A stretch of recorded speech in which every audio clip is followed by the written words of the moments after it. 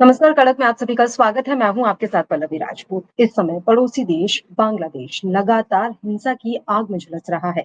बांग्लादेश में जो स्थितियां बनी हुई हैं उस पर सबकी निगाहें इस समय टिकी हुई हैं। पूरे देश में इस समय उथल-पुथल की स्थिति है।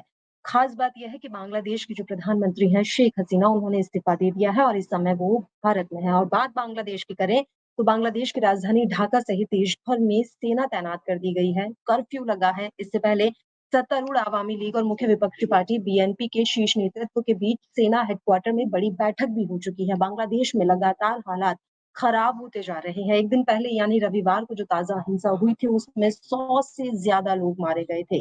अब सवाल यहाँ पर ये उठ रहा है कि आखिर क्या वजह है कि बांग्लादेश में इस तरह की हिंसा हो रही है। पूरा बांग्लादेश इस समय झुलस रहा है। क्या सिर्फ आरक्षण इसकी वजह है या फिर अब जो हिंसा देखने को मिल रही है वो पूरी तरीके से राजनीतिक है? तमाम तरह के सवाल खड़े हो रहे हैं कि अब जब शेख हसीना इस्तीफा दे चुकी हैं, तो बांग्लादेश में क्या होगा? उसके अलावा बड़ा सवाल ये है कि हिंसा की ये जो आग है, वो कैसे थमेगी? किस तरीके से राजनीतिकरण इस पूरे मामले का हो रहा है और राजनीति का कितना हाथ है कि बांग्लादेश में आज इस तरह के हालात पैदा हो गए हैं? हमारे साथ खास मेहमान इस समय जुड़े हुए हैं, सीधा उन्हीं का रुख कर लेते हैं और उनसे बातचीत करके जानेंगे कि आखिर क्या कुछ वजह रही कि बांग्लादेश में इस तरह के हालात पैदा हो गए। सेना से रिटायर्ड कैप्टन अनिल गौर जी इस समय हमारे साथ जुड़े हुए हैं, जो कि रक्षा विशेषज्ञ भी हैं और बांग्लादेश पर खासी निगाहें इनकी हैं। सर, स्वागत है आपका कड़क पर। पहला सवाल तो सर मैं यही है नमस्कार। मेरा कि इस तरह के हालात बांग्लादेश में कैसे पैदा हो गए? कि क्या सिर्फ़ आरक्षण एक वजह है या फिर हम ये समझें कि एक अच्छी खासी सोची-समझी राजनीति यहाँ पर हुई? पल्लवी जी, ऐसा है, देखिए बांग्लादेश के अंदर जो हो रहा है आज, वो आप समझ लीजिए कि जितने ये हमारे पड़ोसी देश हैं पाकिस्तान को छोड़ के, उनके हुँ, अंदर भी हो सकता है किसी भी टाइम। वो इसलिए क्योंकि देखिए जो बांग्लादेश के अंदर हो रहा है उसके पीछे सबसे बड़ा हाथ चीन का है। चीन नहीं चाहता कि हिंदुस्तान के साथ जो नज़दीकियां बांग्लादेश की हो रही थी वो चले। आपने देखा कि देखिए बांग्लादेश शेख हसीना जो हैं उन्होंने कितने समझौते किए बांग्ला जो हिंदुस्तान के साथ में। आपके जी, पास जो है नदी के समझौते हुए हैं, आपके पास बराज का समझौता हुआ है, सारे समझौते हुए हैं। और इसमें एक और चीज़ जो है, जो उनका जो डैम बन रहा था, जो चाइना ने प्रॉमिस किया था कि वो उसको फंड करेंगे पूरा का पूरा।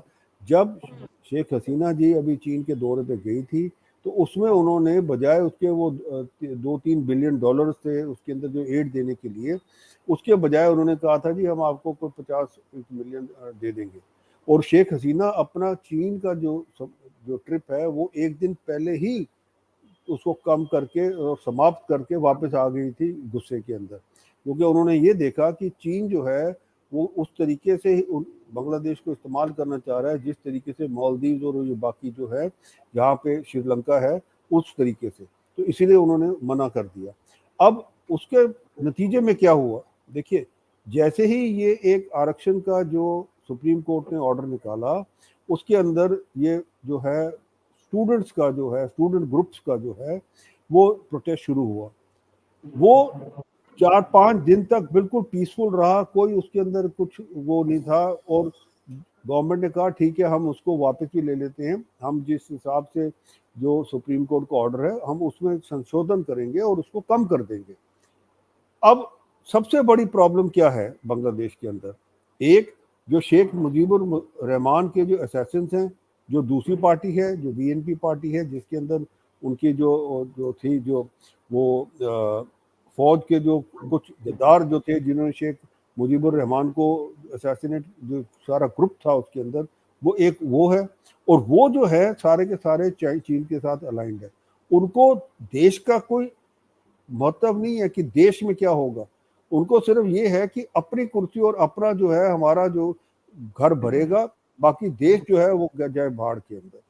ये वही स्थिति है जिस हिसाब से श्रीलंका के अंदर विक्रमासिंघे ने किया था कि उसने भी वो इतना कर्जा उठा लिया, उसने ये नहीं देखा कि भाई हमारा देश इसको दे सकेगा नहीं दे सकेगा।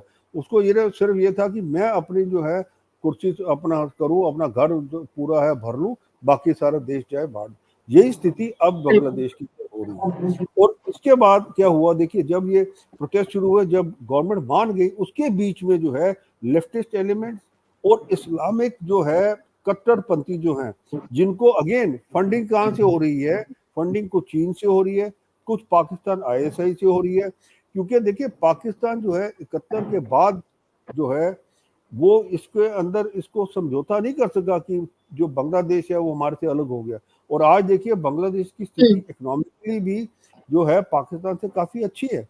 तो पाकिस्तान और चीन मिलके ये इन्होंने सारा खेल रचा, और जो वो चाहते थे कि शेख हसीना का रेजिग्नेशन, और अब जो दूसरी पार्टी है वो वापस फिर आएगी वो लेके, और उसके अंदर जो जिस हिसाब से वो एंटी इंडियन होगी, जिस हिसाब से हमारे अभी जितने समझौते हुए थे, जितना हमारा नदी का समझौता हुआ था जिसके अंदर हमने नेविगेशन के भी समझौते किए कि जी वहां से जो शिप चलेंगे वो इसके अंदर गंगा के अंदर वहां से पूरे राइट फ्रॉम ढाका से लेकर आगे तक चलेंगे, वो सारे के सारे आप देखना वो सारे के सारे स्थगित हो जाएंगे।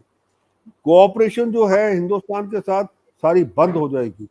और यही चीन चाहता है कि एक और जो है हिंदुस्तान के अंदर एक और कहते हैं ना वो पिन प्रिक की तरीके से वो एक और खड़ा हो जाए, क्योंकि एक तरफ से पाकिस्तान का तो ऑलरेडी है ही है, उधर से इसने नेपाल को भी शुरू कर दिया है, इधर से बांग्लादेश का भी है, म्यांमार का तो आपको पता ही हाल क्या है। तो ये जो है हिंदुस्तान के लिए एक ऐसी स्थिति पैदा कर रहा है ताकि हिंदुस्तान जो है, क्योंकि चीन चाहता है कि हिंदुस्तान उसका जो है एक मतलब मुकाबले में ना खड़ा हो, और वो ये हमेशा ये कहे कि जी हाँ चीन जो है वो बड़ा है, हम चीन के अधीन उस हिसाब से चले। तो इसके लिए ही ये सारी सारी चीजें हो रही है। और आज आप देखिए शेख हसीना ने रिजाइन करके वो कहाँ आ गई है, ठीक है नहीं, क्योंकि उनको अपनी जान का खतरा है, सबसे बड़ी बात यह है। तो यहां से रह के फिर भी वो कुछ ना कुछ कर सकेंगे, पर अब आगे का देखना है कि आगे जो इंटरिम गवर्नमेंट बनती है उसके अंदर कौन कौन लोग होते हैं, और फौज का जो रोल है वो क्या रहेगा।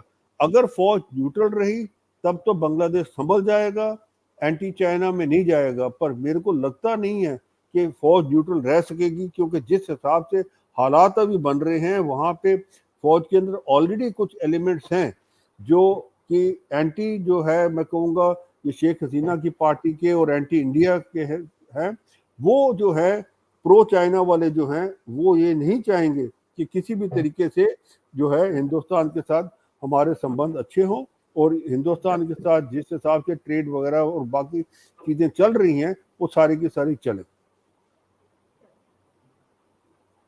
और वहाँ पर जो स्थितियाँ बनी हुई हैं, हमारा तो पड़ोसी देश है, तो यहाँ पर ये जानना बेहद ज़रूरी हो जाता है, जैसा आपने बताया भी कि क्या-क्या अब बदलने वाला है या किस तरीके का असर भारत पर पड़ेगा। क्योंकि बांग्लादेश का दूसरा सबसे बड़ा एक्सपोर्ट पार्टनर है भारत, ये सब जानते हैं। इसके अलावा ऐसी और कौन-सी चीज़ें हैं, जिसका अब पूरी तरीके से प्रभाव भारत पर पड़ने वाला है, बांग्लादेश के हालातों की वजह से? सबसे पहले तो होगा इन्फिल्ट्रेशन का, ओके। जिसमें पाकिस्तान जो है ऑलरेडी अपने जो हैं आपने देखा किस हिसाब से उनके जो वहाँ से आईएसआई के जो ये इनके जो टेररिस्ट वगैरह जो ट्रेंड हैं वो किस हिसाब से बांग्लादेश से इन्फिल्ट्रेट करके जो है हिंदुस्तान के अंदर घुस रहे हैं। दूसरा जो होगा डेमोग्राफिक जो चेंज है, क्योंकि अब हिंदुस्तान के अंदर तो जो है पर बांग्लादेश के अंदर जो हिंदुओं के खिलाफ जो है वो किस हिसाब से चीज चलेगी। आपने देखा भी पीछे हाल ही में वो बीएनपी के जो सपोर्टर थे वो हिंदू थे दोनों, वो उनको मार दिया गया, सरेआम लिंचिंग की गई उनकी। उसी हिसाब से हिंदुओं के मंदिर वगैरह जो हैं वो तोड़े जा रहे हैं वहां पे। एक हिसाब से एक एंटी हिंदू वेव जो है वो क्रिएट करा जा रहा है वहां पे ये इन इस्लामिस्ट से। और इसको ये सारा कुछ इसलिए हो रहा है, फिर वही मैं कहूंगा कि एक तरीके से ये जो मुल्क है बांग्लादेश जो है वो भी कट्टरपंथी की तरफ चल पड़े। और जिस हिसाब से पाकिस्तान ने अपना जो मैं कहूँगा बिल्कुल बेड़ा गर्क किया है वही हिसाब इधर करेंगे। और वही हिसाब जैसे अफगानिस्तान में है कि वहाँ तालिबान है, या पाकिस्तान में हमारे जो है पड़ोस में आईएसआई वो काम करता है उसका, और यहाँ पे भी वो अपने टेंटिकल उसी हिसाब से कर रहा है। तो ये जो चीज़ है। और तीसरी बात ड्रग्स और आर्म्स की स्मगलिंग, ये सबसे आगे बढ़ेगी, क्योंकि ऑलरेडी जो है हमारे ईस्टर्न बॉर्डर से वहाँ से बांग्लादेश और बाकी जगह से ये सारी इन्फिल्ट्रेशन हो रही है इसकी जो ड्रग्स और इन चीज़ों की वहाँ।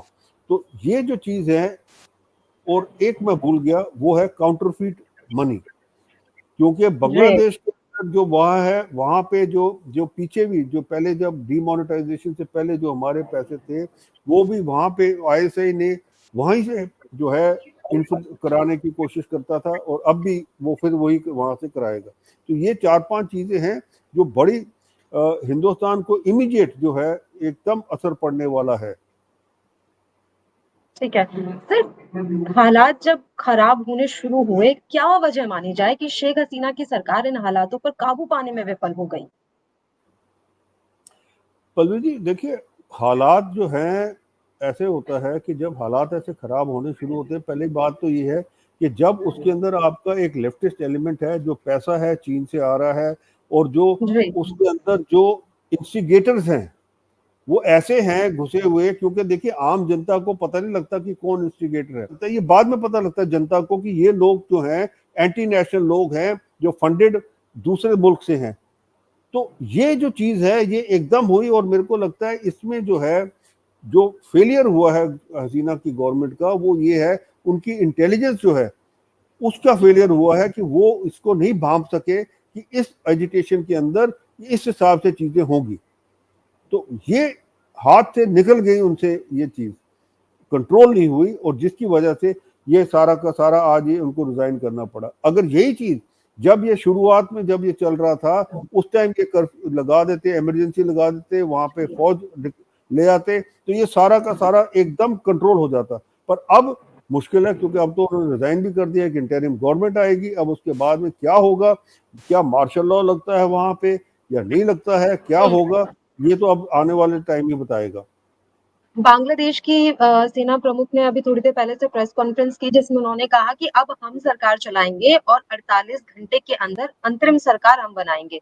और अभी खबर आ रही है कि वो तमाम राजनीतिक दलों से बातचीत भी चल रही है। तो इस फैसले को आप किस तरीके से देखते हैं कि अगर सेना के हाथ में कमान होगी तो क्या होगा बांग्लादेश का? और सबसे बड़ी बात तो ये है कि बांग्लादेशी सेना की फिलहाल क्या स्थिति है वहां पर, कितनी मजबूत स्थिति में है? कहीं पाकिस्तान जैसा हाल तो नहीं हो जाएगा सर?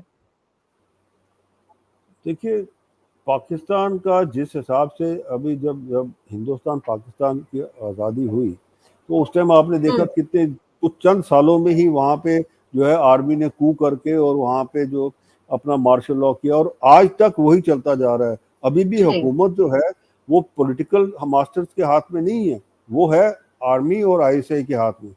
अब यहाँ पे हम्म। भी मेरे को लगता है कि यहाँ पे भी कहीं ऐसा ना हो कि ये कह तो रहे हैं कि जी हम इसको चलाएंगे, पर पीछे जो हाथ रहेगा वो रहेगा अगेन फौज का।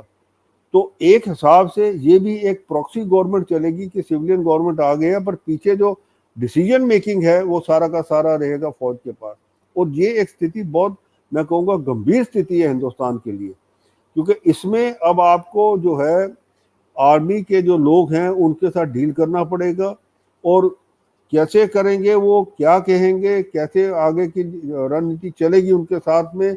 अब ये हमारे लिए भी एक जो कहते हैं ना डिप्लोमेटिक टाइट रोप वॉकिंग रहेगी, कि हमें भी अपना बड़ा रास्ता जो है वो फूक फूक के देखना पड़ेगा कि भाई आगे की कैसे हम इनके साथ जो है अब चलें। क्योंकि इतने समझौते हमने कर लिए थे शेख हसीना के टाइम पे कि हम एक दूसरी तरफ जो कहते हैं ना टुवर्ड्स प्रोग्रेस चल रहे थे। अब एकदम उसमें रोक आई है, और एक नया एक पहलू आ गया, नया मोड़ एक आ गया है जिसका जिसका किसी को इल्म नहीं था। अब देखना पड़ेगा कि हमारी डिप्लोमेसी जो है, हमारे एक्सटर्नल अफेयर्स मिनिस्टर्स और हमारे प्राइम मिनिस्टर साहब किस हिसाब से इसको भी एक तरीके से अपनी एक अपॉर्चुनिटी में बदलते हैं। बांग्लादेश के साथ बैठ के इनके, चाहे वो आर्मी का है चाहे वो सिविलियन, जो भी इंटरिम गवर्नमेंट बनती है उसके साथ किस हिसाब से इनका जो है पेशकश होती है। यहाँ बड़ी बात ये भी हो गई है सर कि भारत चौतरफा घिर गया है, क्योंकि पड़ोसियों का होना बहुत अच्छा होता है अगर आपको अपने घर में भी शांति चाहिए तो।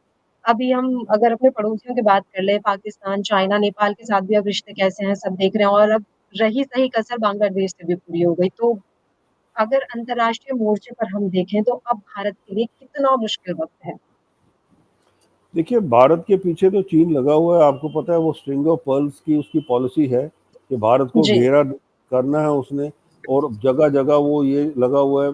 ये जो हमारे जो थे देश, जैसे श्रीलंका था, मालदीव था, और दूसरे खाड़ी के देश जो हैं वहाँ पे वो अपने जो है एक तो नेवल बेसिस बनाना चाहता है, ताकि हिंदुस्तान के जो है कहता तो वो ये है कि जी हम एक्सपेंशनिस्ट नहीं है, पर वो अब अपने आप को एक सुपर पावर के तौर पे देखता है और उसी हिसाब से चलता है। भारत के साथ उसको खास प्रेम है, क्यों? क्योंकि देखिए अरुणाचल प्रदेश, वो अभी भी कहता है, ये मानता नहीं है कि ये अरुणाचल प्रदेश है। सबसे बड़ी प्रॉब्लम चीन को भारत के साथ ये है कि उसका वार्म वाटर जो, देखिए अब चीन, अगर आप देखिए जो नक्शा देखें दुनिया का, चीन के पास वार्म वाटर पोर्ट नहीं है कोई भी, और जो भी पोर्ट है उसका वो है ऐसी जगह है जो सर्दियों में सारे वहां पे बर्फ जम जाती है, बड़ा मुश्किल होता है शिपिंग जो आना। और इसका जो माल जो है, जो एक्सपोर्ट्स होते हैं और जो इंपोर्ट्स होते हैं, मैक्सिमम जो है वो शिपिंग के थ्रू होते हैं। तभी जो one belt one road initiative जो चीन कर रहा था, वो इसीलिए कर रहा था ताकि वो जो लैंड के जरिए भी कुछ चले, उसका एक्सपोर्ट भी चले और उसके इंपोर्ट भी चले, पर वो इतना कामयाब नहीं हुआ।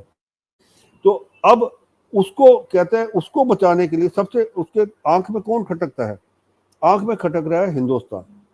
देखिए हिंदुस्तान के साथ, अगर हिंदुस्तान जो है चीन का, मैं कहूंगा एक हिसाब से पिट्ठू बन जाए, तो चीन को कोई कोई उसके अंदर इतराज नहीं, कोई उसको शिकवा नहीं है चीन के हिंदुस्तान के साथ, कोई उसकी लड़ाई नहीं है।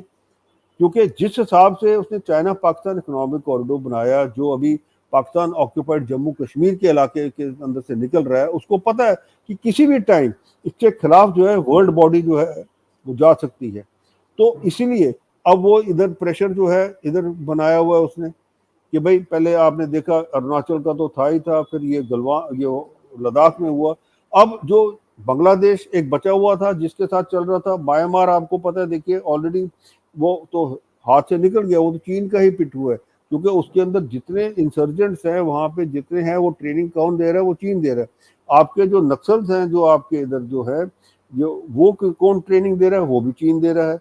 जो आपके पहले अरुणाचल वगैरह में जो ऑपरेट करते थे, उनको किसने ट्रेनिंग दी? उसने, उनको भी चीन ने ट्रेनिंग दी। तो ये जो चीज है, चीन जो है ये नहीं चाहता कि हिंदुस्तान जो है प्रोग्रेस करे, हिंदुस्तान शांति से चले, क्योंकि उसको पता है कि आने वाले दिनों में, देखिए जिस हिसाब से आज इंडिया की इकोनॉमिक ग्रोथ हो रही है, दुनिया में सबसे हाईएस्ट है, और आने वाले दिनों में इंडिया जो है वो एक नंबर पे उसकी इकोनॉमी पहुंचेगी। क्योंकि जिस हिसाब से चल रहा है और जिस हिसाब से बाकी मुल्कों की इकोनॉमी गिर रही है, अगर बाकी मुल्कों की इकोनॉमी भी उसी हिसाब से चलती रहती तो हिंदुस्तान कहीं आगे प्रोग्रेस, मतलब वो अपने ही स्थान पे खड़ा होता। अगर चौथे नंबर पे है, पांचवें नंबर पे है तो पांचवें नंबर पे होता, तीसरे नंबर पे है तो तीसरे नंबर पे ही होगा। पर क्योंकि जो ऊपर वाले हैं उनकी इकोनॉमी गिर रही है, हिंदुस्तान की इकोनॉमी बढ़ रही है, इसलिए वो उसकी जो प्रोग्रेस है वो ज्यादा तेज है। क्योंकि ये सीसॉ वाली चीज है ना, एक तरफ से नीचे आ रहा है, दूसरी तरफ से ऊपर जा रहा है, तो वो हिंदुस्तान ऊपर जा रहा है, बाकी जो है देश जो है वो नीचे जा रहे हैं इकोनॉमिकली। ये जो चीन को है, ये इसको बहुत खटकता है, क्योंकि उसको पता है कि जब इकोनॉमिकली स्ट्रांग होकर, देखिए जब तक चीन इकोनॉमिकली स्ट्रांग नहीं था तब तक कोई प्रॉब्लम नहीं थी, ना साउथ चाइना सी का विवाद था, ना उसका दूसरी जगह विवाद था, ना हिंदुस्तान के ज्यादा नहीं था, सब शांति थी। पर जब इकोनॉमिक पावर बन गया तो फिर उसके बाद में उसकी सारी प्रॉब्लम शुरू होगी। वो कहते हैं जी साउथ चाइना सी भी मेरा है, वो वियतनाम के उधर भी आइलैंड जो है वो भी मेरे हैं, जापान के उधर भी मेरे हैं, फिलीपींस के उधर भी मेरे हैं, वो सारी चीज जो सारी जगह है वो कहता है ये मेरी है। क्यों? क्योंकि इकोनॉमिक पावर बन गया। वही उसको डर है कि अगर हिंदुस्तान इकोनॉमिक पावर बन गया तो हमारा मिलिट्री माइट जो है वो चीन को यहाँ इंडियन ओशन रीजन के अंदर कामयाब होने नहीं देगा। और अगर इंडियन ओशन रीजन जो है वो ब्लॉकेड कर दे हिंदुस्तान, तो चीन जो है उसका पूरा का पूरा बिजनेस, उसका पूरा का पूरा इंपोर्ट, उसका पूरा का पूरा जो एक्सपोर्ट है वो सारा खत्म हो जाएगा, क्योंकि ये शिपिंग लेन्स बंद हो जाएंगी। तो ये चीज जो है, इसीलिए ये जो स्ट्रिंग ऑफ पर्ल्स है, ये बाकी चीजें हैं, वन बेल्ट रोड इनिशिएटिव है, ये सारा उसी को मद्देनजर रखते हुए है।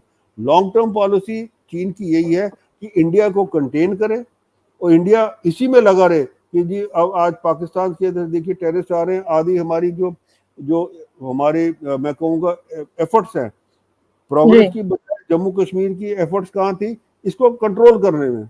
अब जाके कुछ कंट्रोल हुआ तो कहीं ना कहीं प्रोग्रेस चल रही है। उसी हिसाब से जो ईस्टर्न सेक्टर है हमारा, अरुणाचल वगैरह के है, उधर भी यही हाल है। अब सेंट्रल सेक्टर में इन्होंने नेपाल को कर दिया, क्योंकि वो नेपाल में भी आपको पता है कम्युनिस्ट गवर्नमेंट वो आ गई है गवर्नमेंट, मतलब कि है तो वो कोलिशन गवर्नमेंट है, पर उसमें जो मेन रोल है वो कम्युनिस्ट, जो ऑयली है वो तो ऑयली तो चीन का ही पिट्ठू है। तो ये जो चीज है, अभी 3 मुल्क आपके पास, 4 मुल्क हो गए हैं जो हिंदुस्तान को घेरे हुए एक हिसाब से।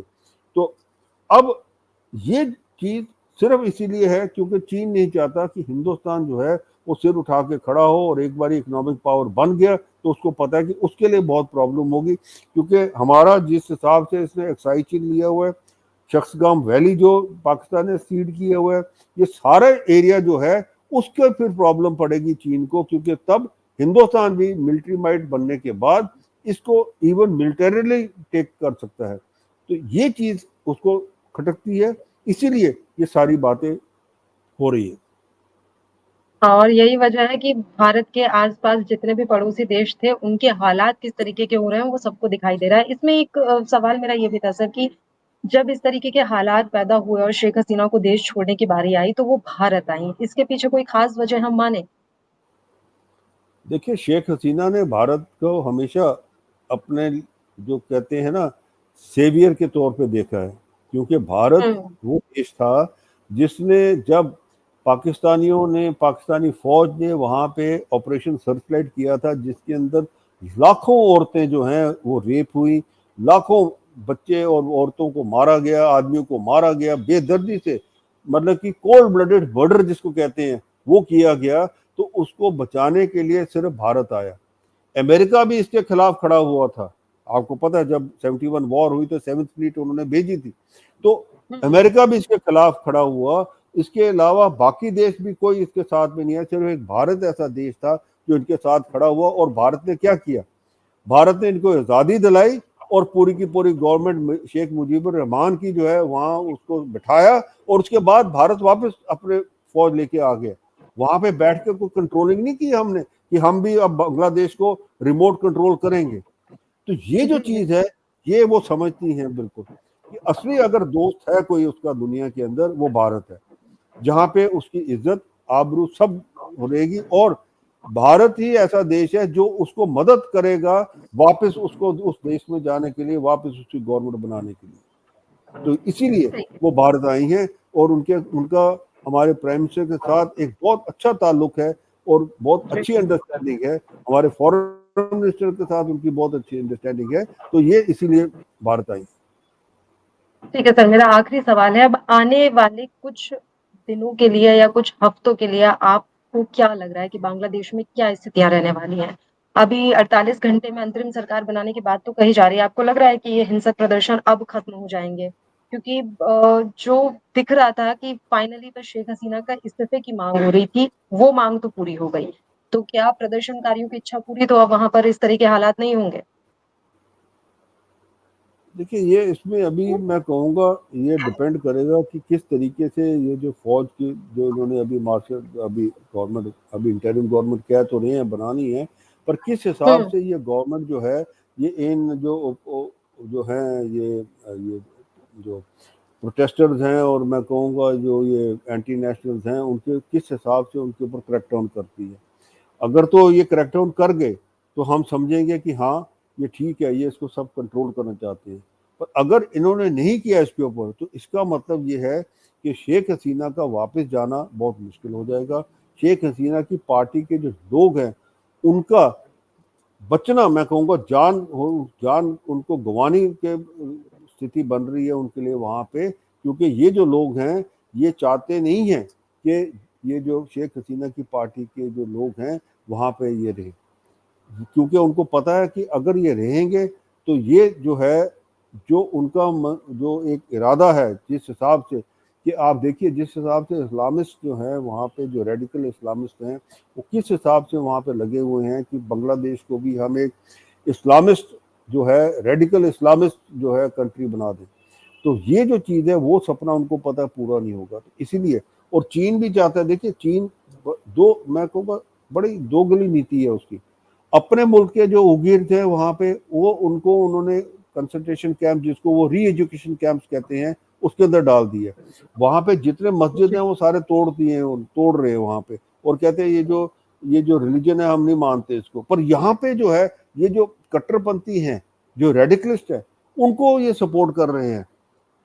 तो ये एक जो चीज है ना चीन की, ये दो गली नीति जिस हिसाब से अभी देखना है कि क्या करते हैं ये अंतरिम गवर्नमेंट बना के, उस गवर्नमेंट में कौन कौन आता है, क्या शेख हसीना की पार्टी का भी कोई होता है उसके अंदर के नहीं होता, तो ये अभी क्लियर हो जाएगा जब, तब उसके बाद ही मैं कहूँगा ऐसे अटकलें अब तो क्योंकि स्थिति क्लियर नहीं है तो ऐसे अटकलें लगाने का कोई फायदा कोई नहीं होगा।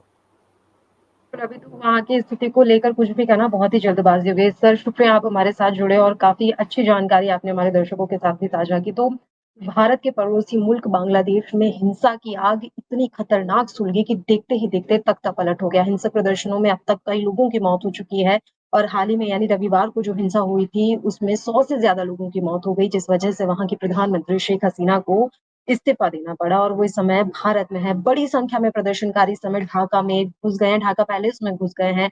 वहाँ पर जमकर तोड़-फोड़ मचाई है, मुजीब की मूर्ति को वहाँ पर तोड़ दिया गया और इन सब हालातों के बीच अब आर्मी चीफ जनरल वकार उज़्ज़मान ने जल्द ही सरकार बनाने की घोषणा कर दी है। उन्होंने कहा है कि 48 घंटे के भीतर अंतरिम सरकार का गठन कर दिया जाएगा। अब सवाल ये है कि क्या अंतरिम सरकार के गठन के बाद वहाँ पर स्थितियाँ सही हो जाएँगी? क्या ऐसा तो नहीं कि अब बांग्लादेश की जो सरकार है, जो वहाँ पर सत्ता है, वो सेना के हाथ में आ जाएगी? तमाम तरह के सवाल इस समय भविष्य के गर्भ में हैं और बांग्लादेश से जुड़ी तमाम खबरें भी हम आप तक पहुँचाते रहेंगे, अपडेट पहुँचाते रहेंगे कि किस तरह की स्थितियाँ इस समय बांग्लादेश में बनी हुई हैं। बाकी की भी तमाम ताज़ा खबरों को देखने के लिए आप बने रहिए कड़क के साथ।